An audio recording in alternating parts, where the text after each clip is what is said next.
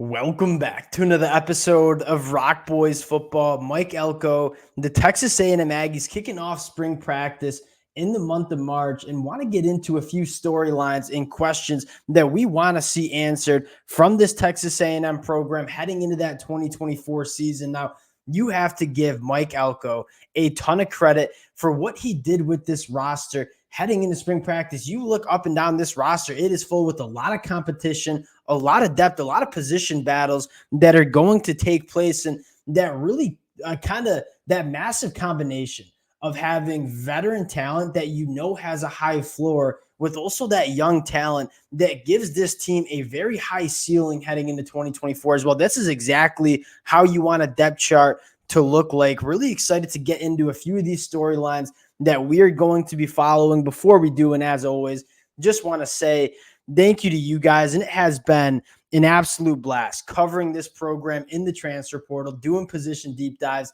The amount of support the Texas A&M fans have showed the boys truly does mean a lot. Cannot thank you guys enough. If y'all do enjoy the content, consider subscribing to the channel. And more importantly, would love to hear from you guys in the comments section. Some names that you're watching, some potential answers to some of my questions that I'm going to be posing. I learned a ton from you guys. I love talking ball with you guys in the comment section. And without further ado, let's get into this one. And I want to talk about what I think is the biggest storyline for this Texas A&M team. And largely, if this position group puts it together, you're looking at a very dangerous team in the SEC. That is the offensive line development. Now, the thing I want to highlight first is Adam Cushing coming in, taking over this offensive line room, I think is a massive storyline, right? We never really questioned the talent that Texas A&M had on the offensive line. The big question was heading into 2023, was the development going to take place?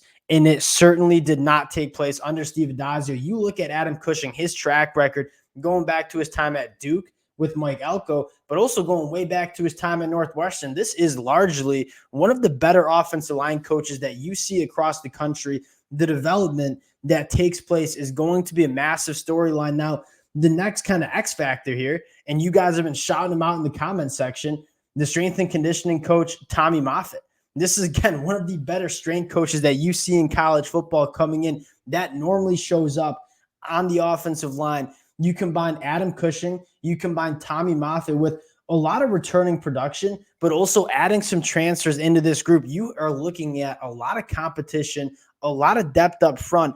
And again, going back to the story we had 6 months ago before the college football season, this is a Texas A&M offensive line that I do not question the talent of this group, right? Former five-star Chase Basantes, guy like Bryce Foster that we've seen some really good football from. You just got to see them put it together on the football field. Adam Cushing, Tommy Moffitt, the competition that we're going to be seeing. I can't wait to see what this starting five looks like heading into 2024.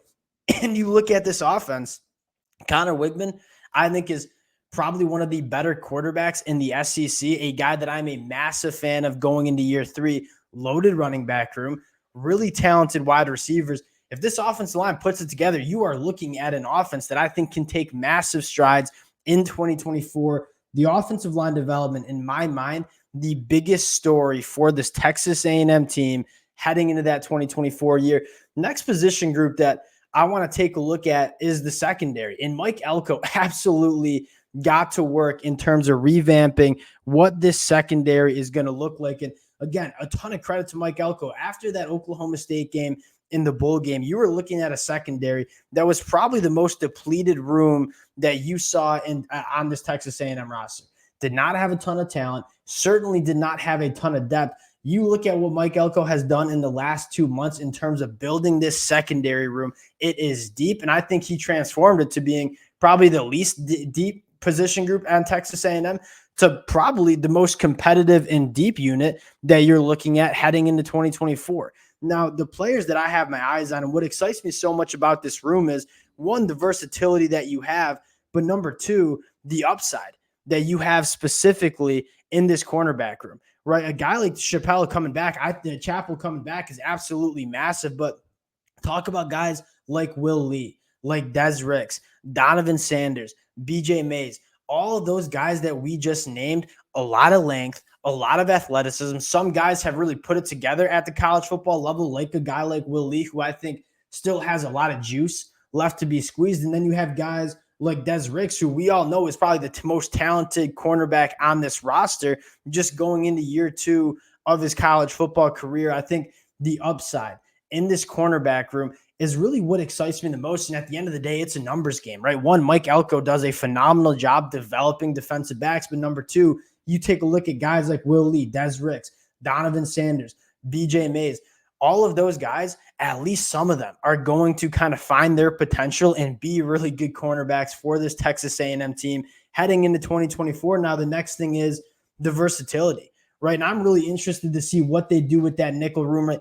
Bryce Anderson, I thought, looked really good in the bowl game as that deep safety kind of coming off the ball. Played a lot of nickel for Texas A&M in 2023. I think you see a really heated battle between Bryce Anderson and Jaden Hill coming from Florida. I think you have a lot of upside in a guy like Marcus Ratcliffe coming from San Diego State. The Ricky White is a guy that is not going to be here in spring practice, but a guy that 6'2", 220 pounds, an extremely exciting safety. And then I'll throw out my guy Dalton Brooks, who I think played some really good football as a true freshman. And you talk about all the transfers that they brought in that safety room.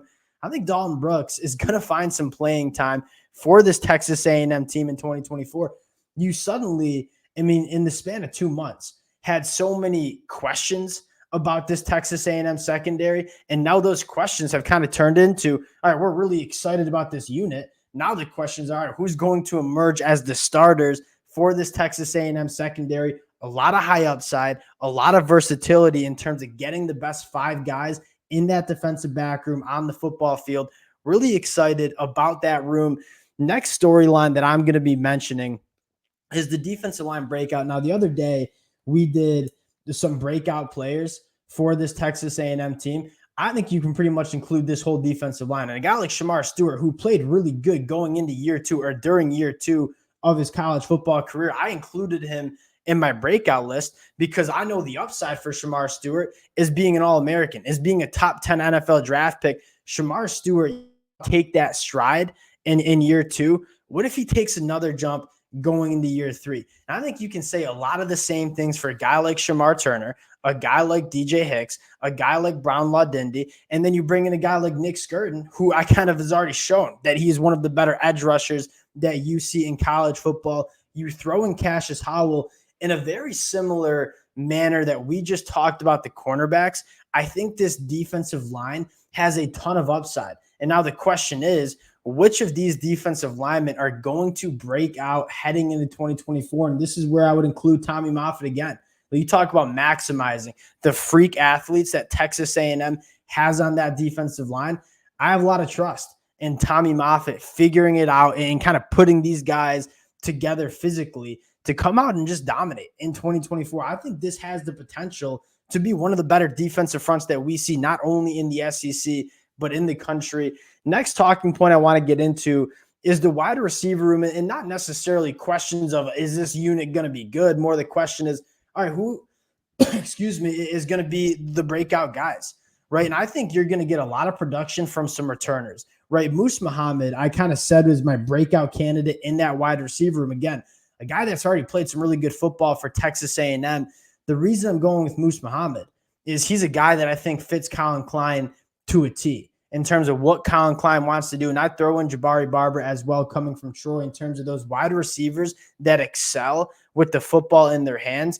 Colin Klein's offense is going to be predicated on getting the football out quickly to these kind of players. I think they're going to feast in this offense. Now, what excites me the most, Jade Walker working down the field. A guy like Cyrus Allen coming from La Tech, another guy that averaged 18 yards per reception during his first 2 years at Louisiana Tech. You have a really nice mix of wide receivers that do all sorts of things, right? And I throw in Micah Tease, kind of a freak athlete, ran an 11-second 100-meter dash coming out of high school. Noah Thomas.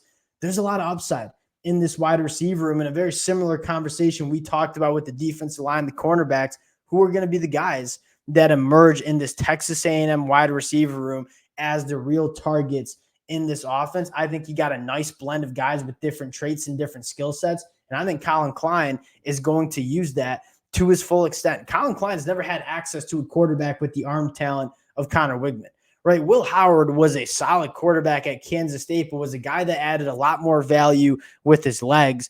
Connor Wigman, I think, will be able to open up what Coach Klein wants to do on offense, specifically pushing the ball down the field, and your beneficiaries are going to be this wide receiver room. Now, the last question I have is kind of the weapons, and this is a conversation that we had when we did our deep dive into Colin Klein's offense. Colin Klein loves to involve the running backs and tight ends significantly in this offense in the passing attack. And what I'm most excited for is two guys that I'm going to be reading the spring practice notes every single day to hear what they're looking like. The first guy I want to talk about, Rueben Owens, who, again, you talk about fit in Colin Klein's offense, and this is by no means a knock on Le'Veon Moss and Amari Daniels, who are phenomenal running backs. Rueben Owens, I think, fits what Colin Klein wants to do on offense the best in terms of the space, in terms of what Rueben Owens can do at the second level on the perimeter and as a pass catcher out of the backfield. Right, Colin Klein's offense, they use their running backs a lot in that passing attack. And when you have the talent that they do at wide receiver, that's going to open up a lot of mismatches for a guy like Rueben Owens coming out of the backfield. Now, the other guy I want to talk about is Donovan Green going into year 3. Obviously missed that 2023 season with an injury. Really good things from him in 2022. And just like Ben Sinnott at Kansas State, they're going to use their tight ends in this offense. And I think Donovan Green is a guy that is going to be a massive beneficiary. I think I said that word right. Didn't sound right.